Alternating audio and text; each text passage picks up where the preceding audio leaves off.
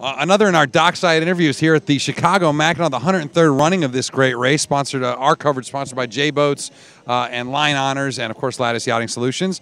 And our focus really, I don't even know if it's sort of by accident, but it's been the One Design fleets, and you're one of the biggest one of all. Tom Keefe aboard Sorcerer, the 36.7, right? That's correct. It's our first year doing 36.7. It's our first Mac on this boat, so it'll be interesting. Right on. And you're coming out of a Shock 35, is that right? That's correct. What happened last year? Well, we kind of broke our mast on the way up. It was kind of interesting because we broke it at about 12 knots of breeze, which is something that doesn't normally happen. And I thought we hit somebody. I was down below sleeping, and I heard a snap, and the captain yelled, all hands, and I thought, how the did we hit somebody? There's nobody around us, and I looked over, and the mast was in the water. So, I mean, how does a mast break in 12 knots? A defect in the aluminum or what? We found out that under the black stripe at the bottom of the mast, that marks where the whatever you call that, the L or the O, I can't think of it right now. There had been a defective crack that had been growing. Yeah, and it was right under the stripe, so we never saw it. And that's a good advice for you guys watching. You know, pull that black stripe off every year and check it, right? Because, you know, no one ever does. No, you could tell right away because it was dirty around part of it, and you could obviously see that it had been cracked, but we never noticed it. So interesting. So you guys moved up to, do you own the boat, Tom? No, I'm a tactician. You're a tactician.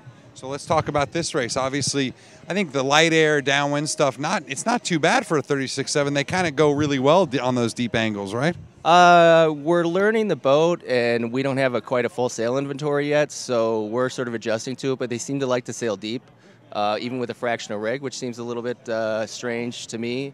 But it will be interesting in that we haven't quite conquered the lighter air, in part, I think, because we don't quite have the full sail inventory yet, but it'll be interesting to see what happens in the light air, because I think there's going to be boats all over the place, as there normally are. There will be, but at the same time, there's no doubt that in a fleet like this, especially in Chicago, where the 36.7 fleet is really well, a lot of them are really well honed. There's some great racers in the fleet.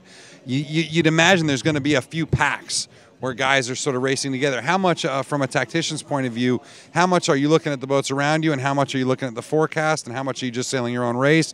How much are you looking at the tracker and that kind of thing? Well, I'm pretty sure I know who I'm going to follow until we get up under the bridge, and then I'll pass them then.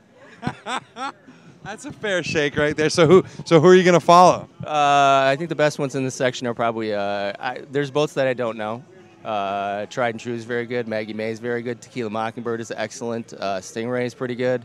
There's a whole bunch that just seem to have a lot of good boat speed. So it's going to be really tough. It's going to require maximum concentration. As I was just telling somebody, the one thing in shifting to One Design I found out is if you look down for 1 second, when you look up, they're all 20 feet further in front of you, and I don't, not quite used to that. Well, and I think you can't, when you're sailing handicap and there's boats around you, you often think you can afford to like sort of make a gamble or take a little time to sort something out. But in One Design, the minute you stop, the minute you do a wrong sail change, the minute you have a bad driver on the helm at night who just can't focus, boy, you know, the guys are a mile ahead of you, right? The first couple years I did a Mac, I did it in a section with about 30 boats, and it went from 27 feet up to 44 feet. And whenever the wind shifted or it went forward or aft, whole groups of boats would take off. And that was kind of interesting and fun.